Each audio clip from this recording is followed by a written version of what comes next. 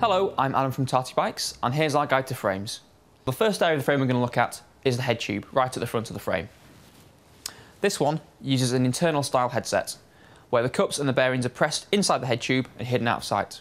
From there we move down to the top and down tubes. On more simple frames, these are a plain round tubing construction to save cost. At the bottom of the down tube we have the bottom bracket shell. This is where the cranks attach, and all the frames we sell have a 68mm bottom bracket shell width. Attaching the bottom bracket to the chainstays is a bottom bracket yoke. This one here uses two simple plates to increase the weld contact. The frame also has a 4-bolt hydraulic rim brake mount, and at the back of the frame we have some vertical dropouts with a derailleur hanger, so you can mount a derailleur to change gears or a single speed chain tensioner. Now moving over to the high level frame. This one uses a standard headset. As you can see here, the cups are external. There's no advantage or disadvantage to this, but it is a more standard fitting. Always make sure you've got the correct headset for your frame.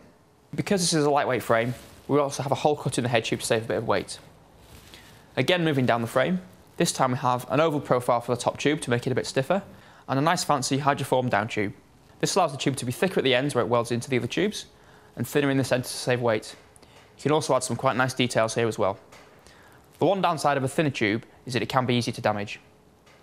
Moving down to the bottom bracket area, again a 68mm shell, but this time the whole chainstay yoke is CNC machined from one piece with weight saving holes in the side. Again we have dedicated hydraulic rim brake mounts here, but this time with a built-in brake booster. That stiffens the brake and improves the brake's performance. So finally, at the rear of the frame we have horizontal dropouts.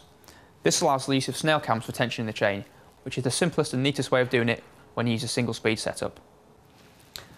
Next up we'll talk about the geometry of the frames.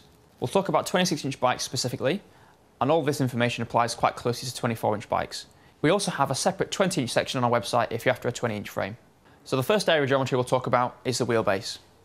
This is measured from the centre of the rear wheel axle down to the centre of the front axle. Generally we find that a short wheelbase is easier to bunny hop and change direction more easily. A longer wheelbase bike is better for pure competition moves such as front taps. Next up we've got chainstay length and bottom bracket rise.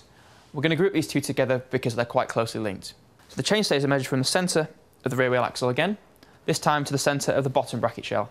Bottom bracket rise is defined as the gap between the centre of the bottom bracket axle and the centre line of the two wheel axles. Usually we find that a low bottom bracket and a longer chainstay makes the bike easier on two wheels, and it also handles a bit more like a regular mountain bike.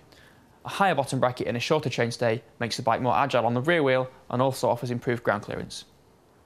The next area to look at is what we call the reach, which is from the centre of the bottom bracket shell to the top of the centre of the head tube. When combine this with the head angle, it actually forms quite an important measurement that people often overlook. For any given wheelbase, if you increase the steepness of the head angle, this increases the reach measurement, making the bike more roomy in the cockpit and easier to pivot onto the front wheel. If you slacken the head angle, it decreases the reach, makes the bike feel shorter and makes it easier for moves such as the front tap and the front hook. So that concludes our rundown of frame geometries and construction. We've got plenty of extra information on our website, such as detailed geometries and weights, but if you need anything else, don't hesitate to give us a call.